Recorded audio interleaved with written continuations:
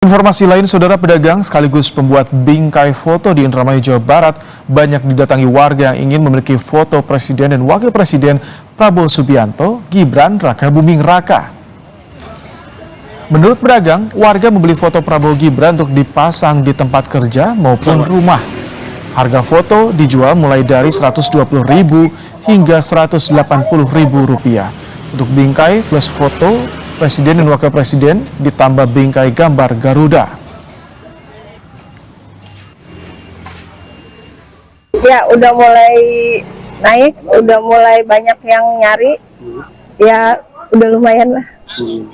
Nah, ini kalau yang paling diminati foto sama bingkai atau fotonya aja? Tergantung kebutuhannya. Ada yang kalau mungkin masih ada bingkainya yang bagus, mereka hanya beli gambar, tapi sih kebanyakan bingkai sama frame. Maksudnya bingkai sama gambar gitu.